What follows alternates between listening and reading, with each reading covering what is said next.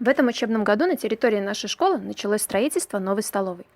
Поэтому мы решили узнать, каково же мнение наших учеников о нынешней столовой и каково их мнение о строительстве новой столовой. Что вы больше всего любите? Пюре, да? А салат любите? А пиццу? А что еще хотите, чтобы было? Нравится ли вам, как кормят наши столовые? Да. Какие блюда ваши самые любимые? Суп. Красный суп. Есть какие-то пожелания для нашей школьной столовой из блюд? Довольны ли вы едой из школьной столовой? Конечно, доволен, что в новой столовой больше будет. Что вы хотели в меню? Меню? Ну, конечно, котлеты. Что вы думаете о строительстве новой столовой?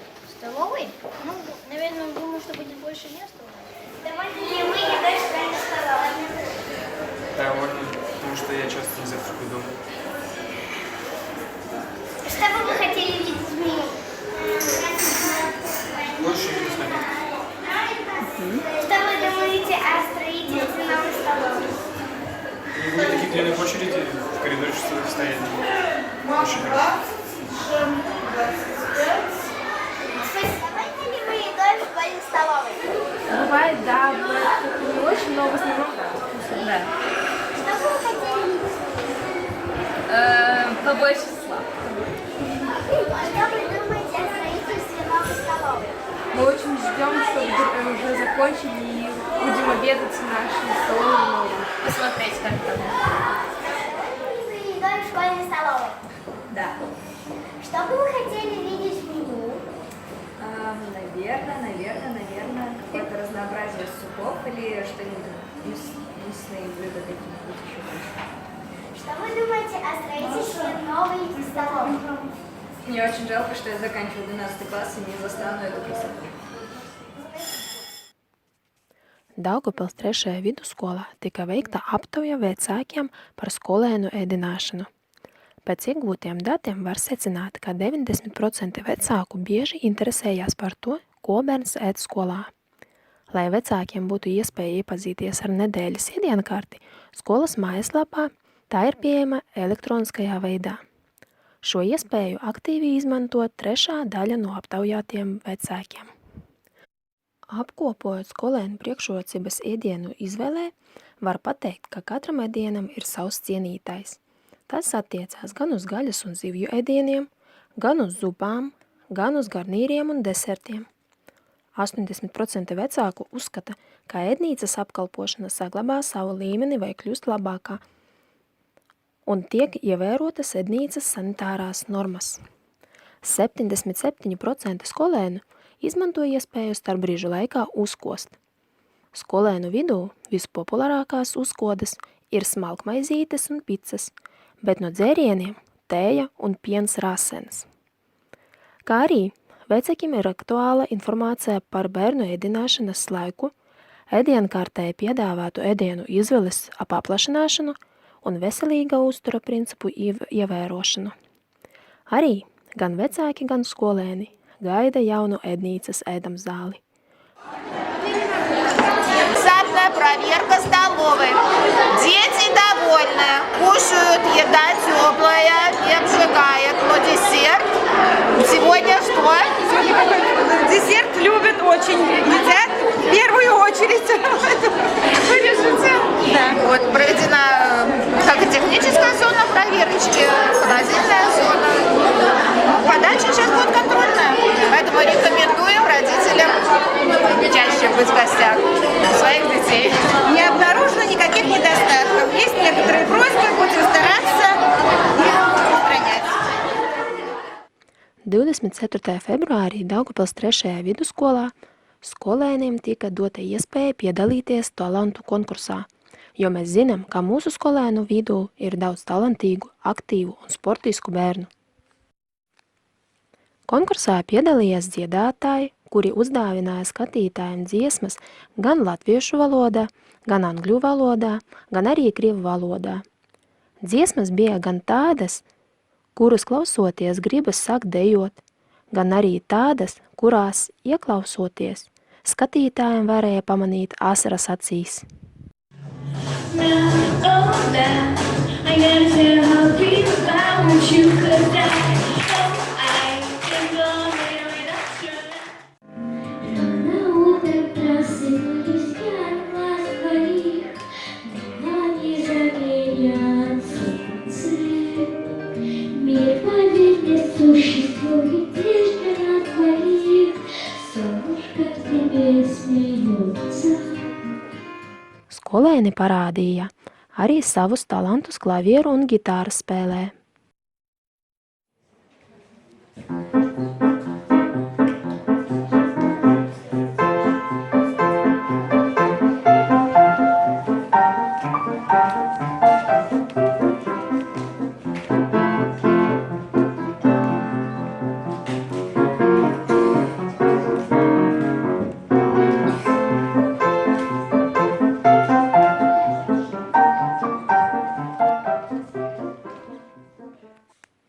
Konkursa dalībnieki parādīja arī savus mākslas vingrošanas prasmes, dejošanas talantus un pat skrituļu slidošanas meistarību.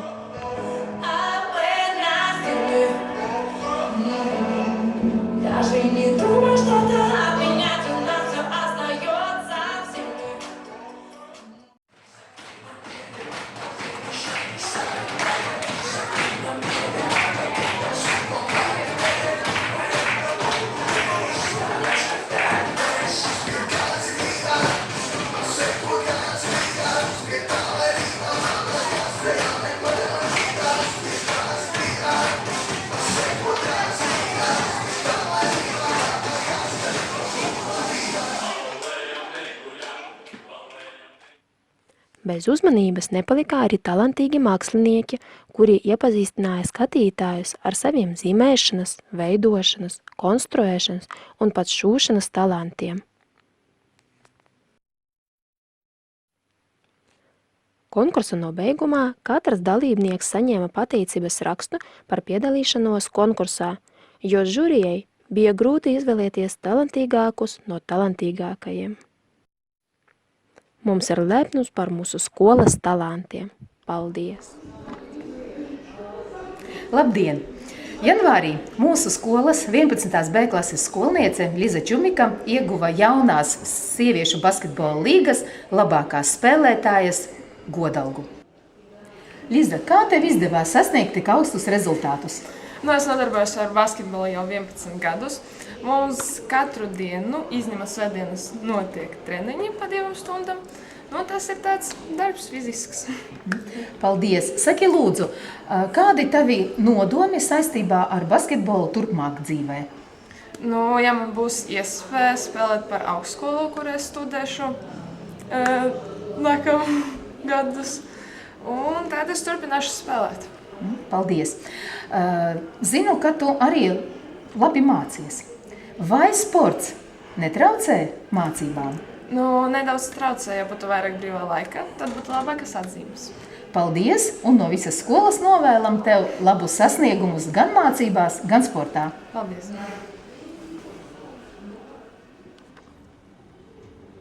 Nesen mūsu valstī, tieši 22. februārī, tika pasniegtas ekscelences balva eksaktajos mācību priekšmetos un ekonomikā.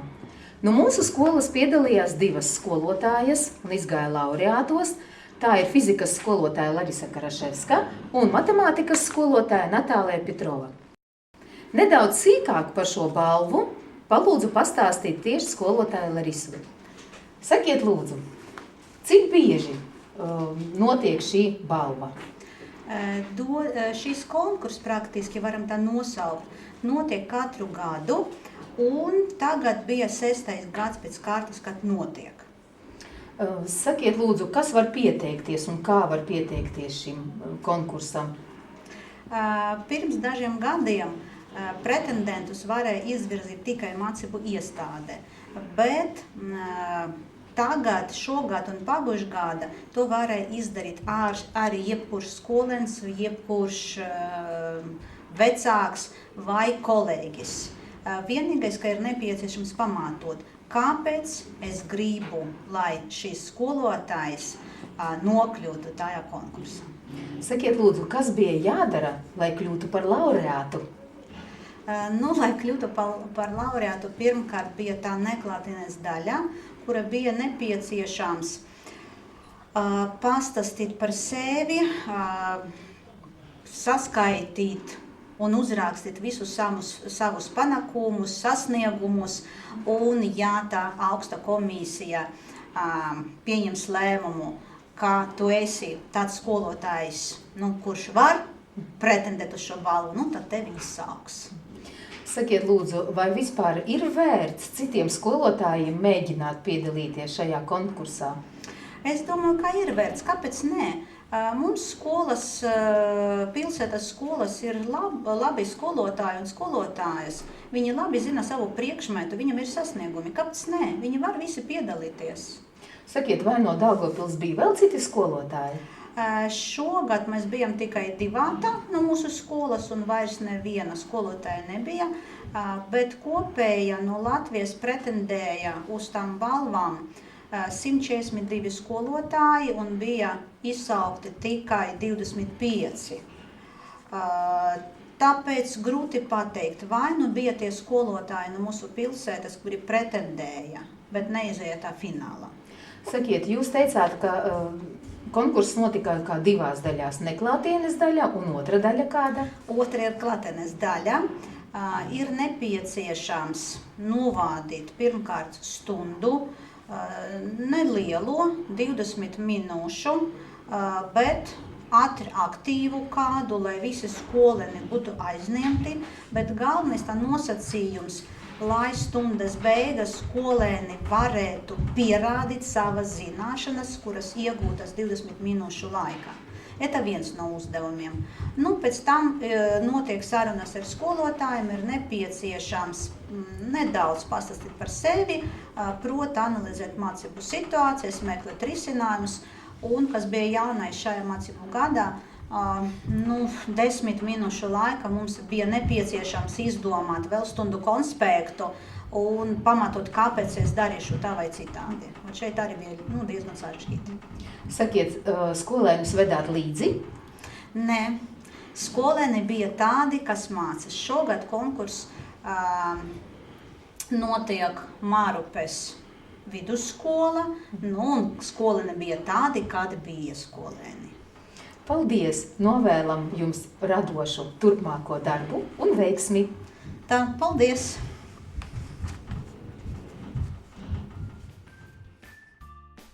Projekta Learning Beauty ietvaros no 20. līdz 24. februārim mēs 8. klases skolēni un 2 informātikas skolotāji devamies uz Poliju. Šoreiz tikšanās notika tehnikumā. Galvenais mērķis šīs tikšanās reizē bija 3D printera veidošana un 3D moduļu veidošana un printēšana.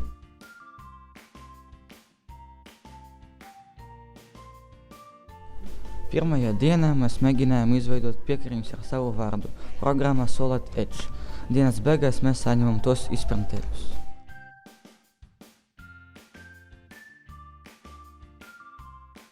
Otrajā dienā mēs no izprintētajām detaļām salikam 3D printerus.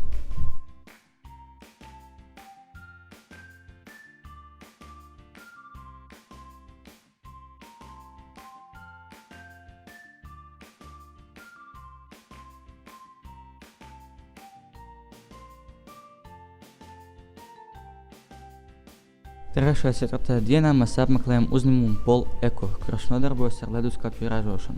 Pilsētā Zabža mēs apmeklējam reaktuvi Guido, kurā nokāpām apakšzemi par 320 metriem. Pēdējā dienā mēs saņemam diplomus. Šī tikšana bija ļoti aizraujoša. Хор 5-12 классов Даугавпилской средней школы номер 3. Город Даугавпилск, Латвия. Художественный руководитель Марута Величко. Концертмейстер Юлия Васильевна. Латышская народная песня «Лесные напевы» в обработке Дейсма. Драма «Йоли Канто Тодо Эль Диа».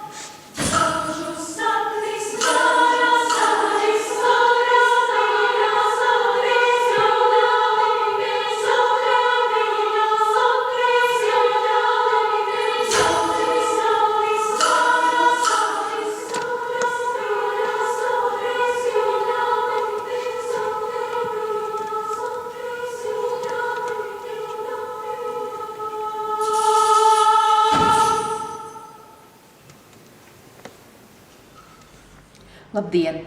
Svētdien mūsu 5. un 12. klašu kori atgriezās no pasaules čempionāta bērnu koru mūzikā Sanktpēterburgā. Viņu skolotāja un vadītāja Maruta Viļička šodien ir mūsu studijā. Sakiet lūdzu, skolotāji, kā jums veicās šajā konkursā? Mums veicās ļoti labi, jo mēs ieguvām 2. vietu šajā konkursā. Un es lasīju, ka ir arī laureāte, soliste. Jā, mūsu soliste Violeta Rybakova ir atzīta par labāko šī konkursa solisti. Sakiet lūdzu, kā jūs vispār nokļuvāt šajā konkursā? Šajā konkursā, pirms šī konkursa, mēs piedalījāmies starptautiskā koru konkursā šeit pat Daugavpilī Sudraba zvani. Un Jūlija Blinova no Sanktpēterburgas bija šī konkursa žūrijas locekle, un viņa mūs uzaicināja šo konkursu, jo teica, ka Krievijai ir jāredz mūsu kolektīvs, un vairākas reizes pat nāca klāt un aicināja mūs piedalīties.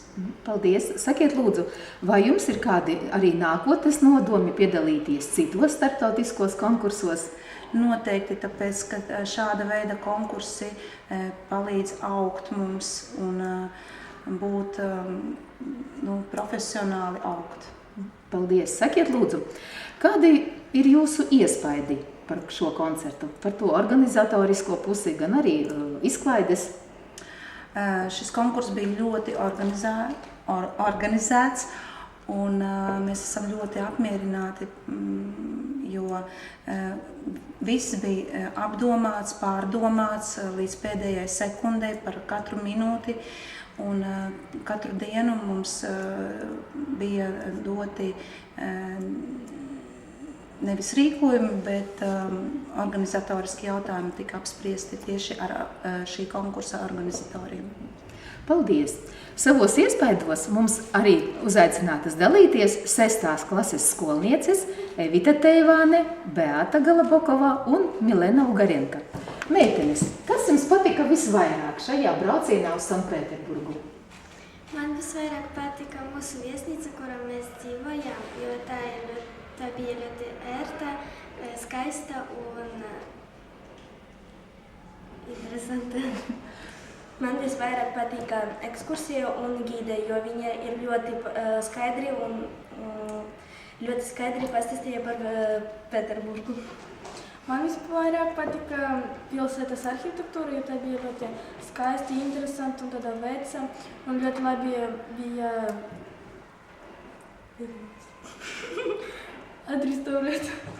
Restaurēta. Meitenes, vai jūs vēl gribētu piedalīties šādā konkursā? Jā, ļoti. Paldies jums, paldies visiem! Uzredzēšanos! Ir atnācis pavasaris un jau sākas eksāmeni un pārbaudes darbi.